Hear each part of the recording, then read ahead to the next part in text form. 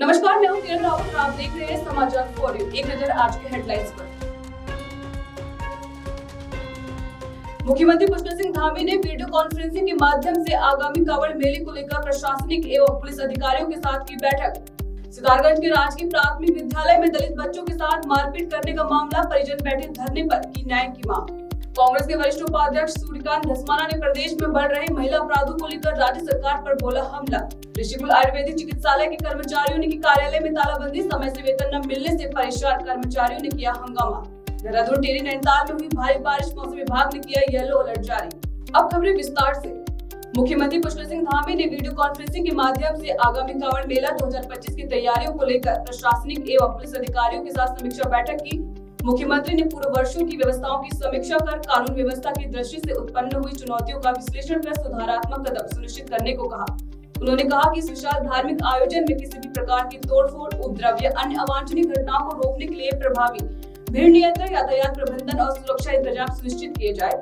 इसके साथ ही शिविर संचालकों, कार्यरत व्यक्तियों, वॉलंटियर और होटल धर्मशालाओं में ठहरने वाले व्यक्तियों का पूर्ण सत्यापन कराया जाए। कांवड़ यात्रा हमारे लिए बहुत महत्वपूर्ण यात्रा है और कांवड़ मेला हमारा बहुत बड़ा मेला होता है, जिसमें पूरे देश भर के कांवड़ यात्री आते हैं और उनका केंद्र हमारा राज्य के आसपास, हरिद्वार के आसपास का पूरा क्षेत्र बन जाता है।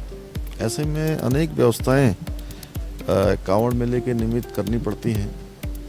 वो एक बड़ा चुनौतीपूर्ण भी होता है, लेकिन हर वर्षों की भांति इस वर्ष भी अच्छी कांवड़ यात्रा हो, उसके लिए प्रशासन के लोगों के साथ, पुलिस विभाग के साथ, जिला एडमिनिस्ट्रेशन के साथ लगातार हमारी समीक्षा बैठकें चल रही हैं। पिछले दिनों मैंने हरिद्वार में ही सभी विभागों के साथ बैठक की थी। उससे पहले हमारे सभी वरिष्ठ अधिकारियों के द्वारा इंटर स्टेट मीटिंग भी की गई है। उसमें कुछ बातों पर जो सभी राज्यों को इस यात्रा में सहयोग करना है, अपने आने वाले जितने कांवड़ यात्री हैं उनको भी कुछ बातें बतानी भी हैं कि यात्रा के नियम हैं। कांवड़ हमारी जो बड़ी हो जाती, कई बार लोगों के लिए परेशानी का कारण बनती है। इसके अतिरिक्त डीजे इत्यादि की बातें हैं। नशा मुक्ति का संदेश भी इस यात्रा से देना है। ये यात्रा पूरी तरह से साफ स्वच्छ हो, क्योंकि मानसून का समय भी है, तो सभी से हमारा ये भी अनुरोध रहेगा, स्वच्छता का भी विशेष ध्यान रखें। साथ में जो यात्रा के नियम हैं, यात्रा के नियमों का भी जरूर सभी पालन करें, तो भगवान का और आशीर्वाद मिलेगा। स्वच्छता पे हमेशा लक्ष्मी जी का भी वास होता है, भगवान की भी कृपा होती है। तो सभी हमारे आने वाले कांवड़ यात्री इन बातों का भी जरूर ध्यान रखेंगे और हम सबका स्वागत करते हैं। हरिद्वार के गोविंदपुरी इलाके में एक महिला से बाइक सवार युवक ने गले से चैन लूटकर भागने लगा। महिला की चीखने चिल्लाने पर आसपास मौजूद लोगों ने आरोपी का पीछा किया और आरोपी को धर दबोचा। खबर की सूचना पर पहुंची पुलिस ने आरोपी युवक को लोगों की भीड़ से छुड़ाया और हिरासत में लिया। यही पुलिस ने लुटेरे की पहचान कर पूछताछ शुरू कर दी है। प्रदेश में बढ़ रहे महिला अपराधों पर कांग्रेस ने राज्य सरकार पर हमला बोला है। कांग्रेस संगठन उपाध्यक्ष सूर्यकांत धस्माना ने राज्य की बाल आयोग और महिला आयोग पर सवाल खड़े किए हैं। उन्होंने कहा कि जब महिला अपराधों में यदि कोई भारतीय जनता पार्टी का पदाधिकारी या नेता सम्मिलित होता है तो बाल आयोग और महिला आयोग आंखों पर पट्टी बांध देता है। वहीं उन्होंने हरिद्वार में नाबालिग बच्ची के यौन शोषण को लेकर भी राज्य सरकार पर हमला बोला। देखिए, उत्तराखंड राज्य का बाल आयोग हो या महिला आयोग, वो महिलाओं के खिलाफ और बच्चों के खिलाफ अपराधों के मामले में पिक एंड चूज करता है। अगर कहीं किसी प्रकार से कोई अपराध ऐसा घटित हो रहा है जिसमें उनको लगता है कि भारतीय जनता पार्टी के कोई लोग इन्वॉल्व है, अपराधी भारतीय जनता पार्टी से संबंधित है या भारतीय जनता पार्टी के पदाधिकारी है या सरकार से संबंधित है या सरकार के दायित्वधारी है, तो बाल आयोग और महिला आयोग आंखों में पट्टी बांध देता है, मुंह में पट्टी बांध देता है और कानों में रुई डाल देता है। न उसको दिखाई पड़ता है, न उसको सुनाई पड़ता है और न वो कुछ बोलता है। आप शुरू से लेकर के अब तक जितने पिछले 4 वर्षों में, 8 वर्षों में भारतीय जनता पार्टी के शासनकाल में, ये नई सरकार में 3 साल में और पिछले 5 साल में जितने भी अपराध महिलाओं के खिलाफ या बच्चों के खिलाफ हुए हैं, उसमें कहीं अगर भारतीय जनता पार्टी से संबंधित कोई है तो उसमें आप देखेंगे कि न महिला आयोग कोई बात कहता, न बाल आयोग कुछ कहता, न कोई कार्रवाई करता आपको उदाहरण बताता हूं, अंकिता भंडारी के मामले में आप देख लीजिए, कहाँ थी महिला आयोग, कहाँ था बाल आयोग। ऋषिकुल आयुर्वेदिक चिकित्सालय के कर्मचारियों ने बीते 5 महीने से वेतन न मिलने से परेशान कार्यालय में तालाबंदी की। इसके साथ ही जोरदार विरोध प्रदर्शन किया। कर्मचारियों का कहना है कि आयुष मंत्रालय का जिम्मा खुद मुख्यमंत्री संभाल रहे हैं। वहीं कर्मचारियों ने चेतावनी दी कि यदि जल्द वेतन नहीं मिला तो उग्र आंदोलन होगा और पुतला दहन किया जाएगा। सर, मेरा नाम स्मिता कोठियाल है, मैं नर्सिंग संवर्ग से हूँ और सर हम लोग 2019 में यहाँ पे नियुक्त होके आए थे। तो सर जब से 2019 से हम लोग यहाँ पे नियुक्ति पे आए हैं, तब से हम देख रहे हैं कि हमारा वेतन कभी नियमित तरीके से हम लोगों को नहीं दिया जाता है। कभी 3 महीने में, कभी 4 महीने में, कभी 5 महीने, कभी 6 महीने भी हो जाते हैं। तो सर ये मुझे ऐसा लग रहा है कि हम लोगों के आने वाले भविष्य के लिए हम लोगों के साथ ही खिलवाड़ है, क्योंकि ना तो हम अपने भविष्य निर्धारित कर पा रहे हैं, क्योंकि आपका एक नियमित वेतन आता है तो आप अपनी चीजों को उसके हिसाब से ढालते हैं। तो हम ये चीजें नहीं कर पा रहे हैं क्योंकि ये हमारे भविष्य के साथ खिलवाड़ हो रहा है। क्योंकि हमारा वेतन नियमित नहीं आएगा, हम अपने बच्चों को एक अच्छी शिक्षा कहाँ से देंगे। बहुत दुखद घटना समझ लो आप इसे, कि जब से विश्वविद्यालय बना है तब से जो है ये वेतन के लिए आंदोलन कर रहे हैं, कुछ और मांग नहीं है हमारी, वेतन के लिए आंदोलन कर रहे हैं। 5 महीना हो गया, 5वां महीना चल रहा है, 5 महीने से वेतन नहीं मिला कर्मचारियों को।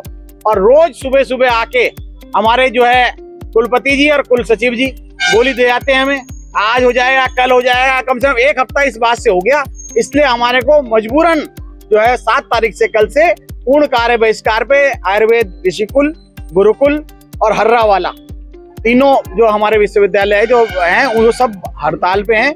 जनपद नैनीताल में संभावित आपदा की स्थिति से निपटने के लिए जिला प्रशासन द्वारा नगर निगम सभागार हल्द्वानी में नगर निगम एवं नगर पालिकाओं के अधिकारियों के साथ आपदा पूर्व तैयारी को लेकर समीक्षा बैठक आयोजित की। अपर जिलाधिकारी ने मानसून के दौरान जल भराव एवं अतिवृष्टि के कारण उत्पन्न होने वाली आपदा की स्थिति से निपटने के लिए प्रत्येक 2 वार्डों पर एक अधिकारी की तैनाती की, साथ ही अतिक्रमण हटाने के निर्देश भी दिए। आपने देखा कि आपदा को लेकर के हमारी जिलाधिकारी महोदया ने एक आदेश किया गया था। जनपद के 92 अधिकारियों को हमने ड्यूटी लगाया है। लगभग 2 वार्डों पे, जितने भी स्थानीय निकाय हैं हमारे जनपद में, उसके 2 वार्डों पर एक अधिकारी लगा करके क्लोज मॉनिटरिंग कराया गया है कि नालों की, नहरों की और नालियों की क्या स्थिति है, आपदा की स्थिति में, अतिवृष्टि की स्थिति में वो किस तरीके से हमको नुकसान पहुंचा। हरिद्वार के ज्वालापुर क्षेत्र में कांवड़ यात्रा के दौरान कांवड़िए की कांवड़ का जल गिरने से 2 पक्षों में कहासुनी हो गई, जिस दौरान 2 पक्षों के बीच तीखी नोकझोंक हुई।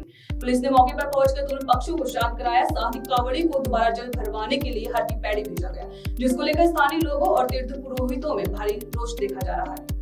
आज हमारी कांवड़ जो है वो खंडित हो गई थी बादराबाद के पास, तो उत्तराखंड के पुलिस के कर्मचारियों द्वारा हमारे नवे क्लास, नवे बैंड सब नवा दिवाकर हमारी दोबारा से कांवड़ बंधवाकर हमें वहीं बादराबाद के पास छोड़ दिया गया है हमारे स्थान के लिए। इसलिए हम उत्तराखंड पुलिस का बहुत बहुत दिल से धन्यवाद करते हैं। जय बोले। देवभूमि उत्तराखंड की आत्मा मानी जाने वाली मां गंगा आज फिर सिस्टम की लापरवाही की मार झेल रही है। हरिद्वार की उपनगरी ज्वालापुर में गंगा जल लगातार दूषित होता जा रहा है। नमामि गंगे जैसी बड़ी परियोजना के बाद भी गंगा जल दूषित है। गंगा घाट पर श्रद्धालु आस्था के साथ स्नान करते हैं, वहां गंदगी बहाई जा रही है, जिसको लेकर स्थानीय लोगों और तीर्थ पुरोहितों में भारी रोष है। कुछ लोगों द्वारा लगातार गंगा के तट पर, इस सीता घाट पर धोबी घाट बनाने का काम किया गया। हमने अथक प्रयासों से सरकार द्वारा अलग से धोबी घाट बनवा दिया गया, लेकिन उसके बावजूद भी कुछ लोग लगातार मर्यादाओं को तोड़ते हुए, मर्यादा को उल्लंघन करते हुए, कानून का उल्लंघन करते हुए गंगा के तटों को इस प्रकार मैला करने में, प्रदूषित करने में बाज नहीं आ रहे। और हम चेतावनी देते हैं, अगर ऐसे लोग नहीं बदले तो फिर इनके लिए बड़ी कार्रवाई कराने की व्यवस्था हम लोग करेंगे और इन लोगों पर मुकदमा दर्ज कराने का काम भी करेंगे। खबर ऋषिकेश से है, जहां गंगा स्नान के दौरान तेज बहाव में बहकर मां बेटी लापता हो गए। बता दें कि मां और बेटी राम तपस्थली ब्रह्मपुरी में रामकथा में शामिल होने आए थे। स्नान करने के दौरान ये हादसा हो गया। वहीं खबर की सूचना मिलने पर मौके पर एसडीआरएफ की टीम सर्च अभियान में जुटी। बात करें मौसम की, देहरादून में सुबह से बारिश का दौर जारी है। इसी बीच मौसम विभाग ने एक बार फिर बारिश को लेकर येलो अलर्ट जारी किया है। अधिकांश इलाकों में भारी बारिश का पूर्वानुमान जताया गया है। राज्य के देहरादून, टिहरी, नैनीताल एवं बागेश्वर जनपदों के अधिकांश स्थानों में एवं अन्य जिलों के अनेक स्थानों में बिजली चमकने के साथ ही हल्की से मध्यम वर्षा होने की संभावना जताई है। उत्तराखंड बुलेटिन में फिलहाल इतना ही। उत्तराखंड से तमाम बड़ी खबरों से जुड़े रहने के लिए देखते रहिए समाचार फॉर। नमस्कार।